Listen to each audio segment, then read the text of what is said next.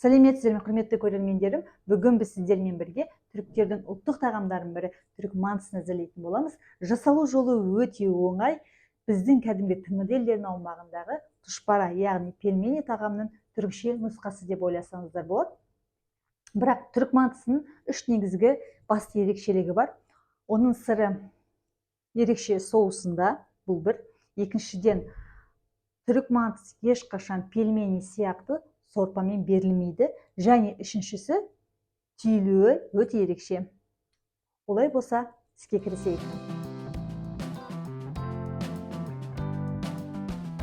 Алдымен бір тегешке 3 стақан ұнымызды саламыз. Үстінен тұзын қосып, бір жұмыртқаны жарып қосамыз да, 2-3 стақан жылы сумен ақырындап илей бастаймыз.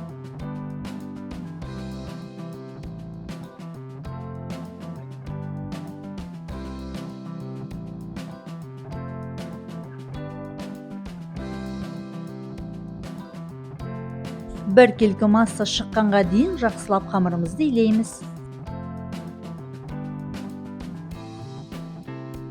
Мінекей қамырымыз дайын болды, үстін жауып қоя тұрамыз. Енді бір үлкен пияз алып, оны ұсақтап тураймыз. Барынша ұсақтауға тырысыңыздар.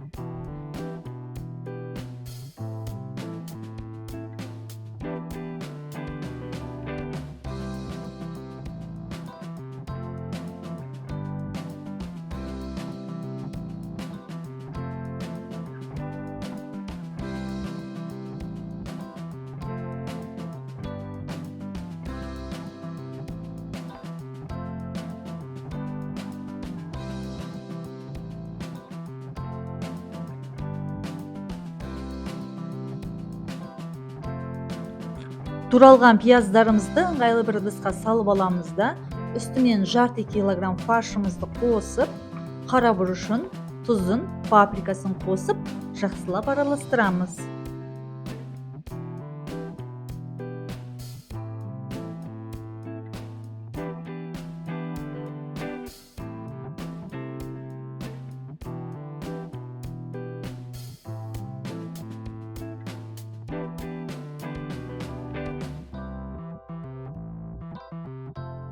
Енді қамырларымызды бөлшектеп, жаюға әзірлеп аламыз.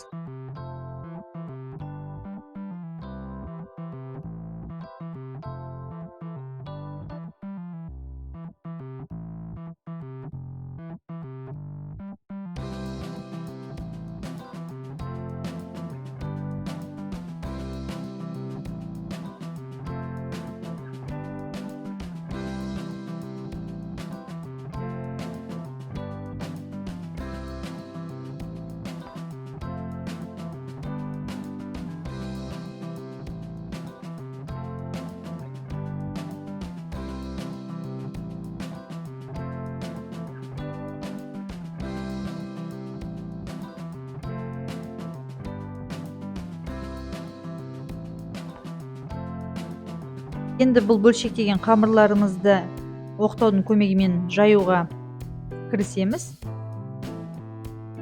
Мен алдымен осылай қолыммен жақсылап бастырып, жұмысымды жеңілдетіп алам.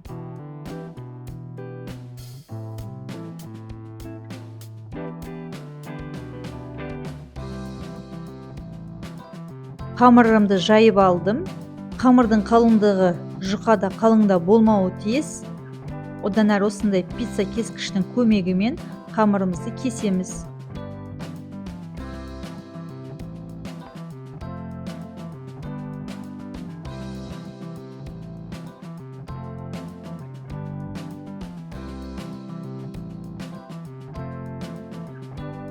Тағы да пицца кескіштің көмегімен шашып пішіні шыққанға дейін бәрін кесіп шығамыз.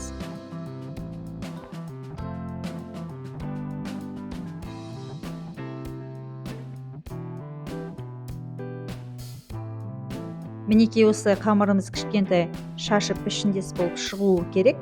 Енді салмамыз ішіне бәрін салып шығамыз.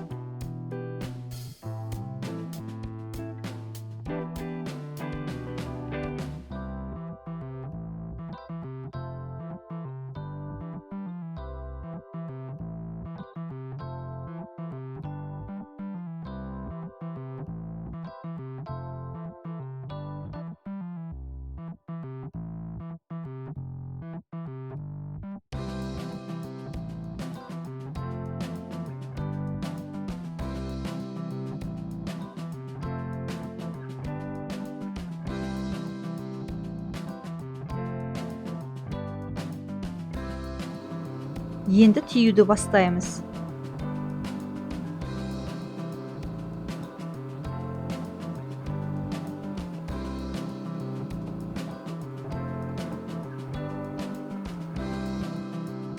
Мантымызды мінекей былай түйіп аламыз. Екі шеттерін біріктіріп, бәрін ортаға келтіріп басамыз.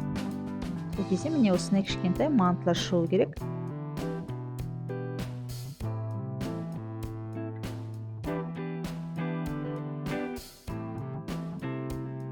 Жасалған мантыларымды осылай пластик тарелкаларға тізіп, тоңазытқышқа қойып қоям. Басқа қамырлар ашқанға дейін ол қатып тұрады. Енді қатқан мантыларымды осылай целлофановый мешокқа салып отырам. Бұл өте ыңғайлы әрі жылдам бір әдіс. Кез келген уақытыңызда қалаған мөлшерде алып пісіре бересіз. Енді қазанымызды суға толтырып, бір ас қасықпен тұз салып, отқа қоямыз.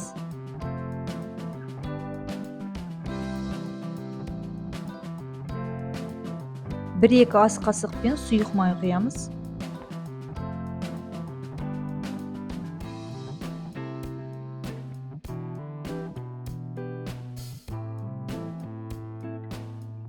Бірнеше рет араластыра жіберіңіздер, астына жабысып қалуы мүмкін.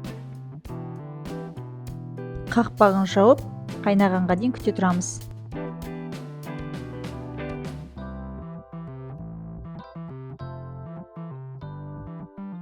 Мантыларымыз пісті, енді оны сүзіп алып тарелкаға саламыз.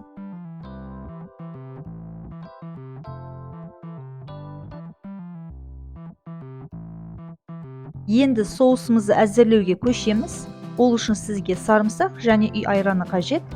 2-3 тіс сарымсақты езіп аламыз да айранымызға қосып араластырамыз.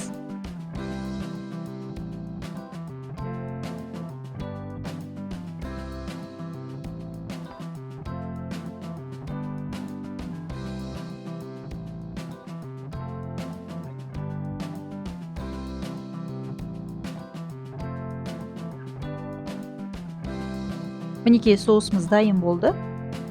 Енді сары майымызды табада ерітеміз.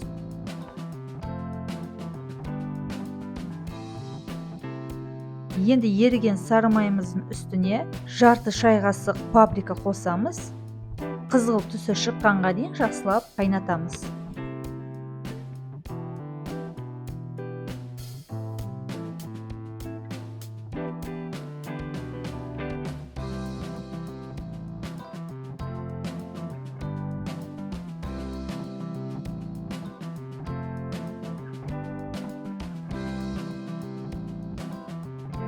Енді мантыларымыздың үстіне айраннан жасалған соусымызды құямыз.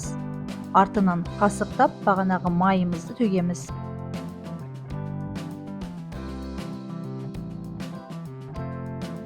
Мінекей түрік мантымыз дайын болды. Сіздерге ас болсын.